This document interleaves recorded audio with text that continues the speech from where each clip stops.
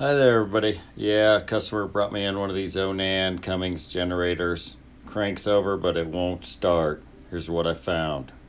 Okay, carried in here a little bit and started getting sides off, and I looked in there and I saw that little screw sitting there. That's the first thing I saw. I got one of the covers off and trying to think, I bet that's a clue. And then I got it apart and I was looking here. Here's your electric choke right here, and it's no longer held on because that screw is one of the things holding it on. So I'm gonna put that back together and test fire this thing back here. That's the servo unit for the throttle control and the electric choke there on top of the carburetor. It's right inside the door that's easiest to remove. But anyway, that screw I looked at earlier came out of there. It's what holds this whole unit in place. But it's got a cover, this one here, on top of it.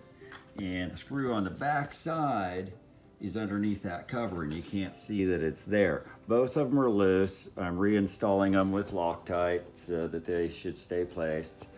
I just wanted you to know what it was, so if you're out there, off the grid and you need to fix it, that's something you can look at. You got to make sure these little white guys here, that little thing there, there's one on each shaft, and they have a little spring too, so that the servos and the mechanical mechanism don't overwhelm one another.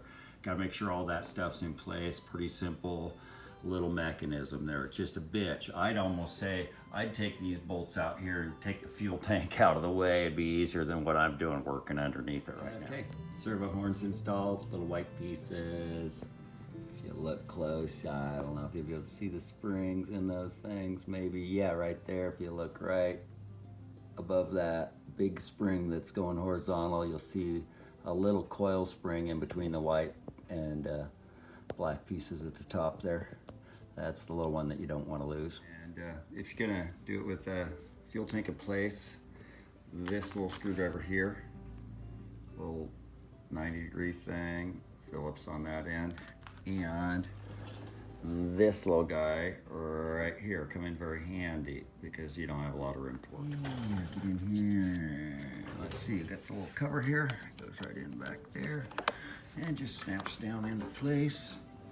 And there you go. Looks like we're all back together. It's time to test fire.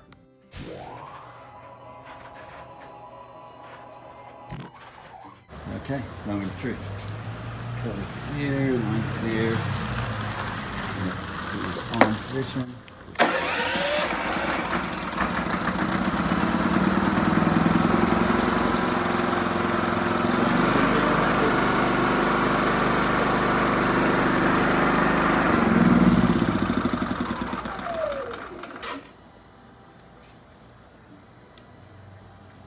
Off.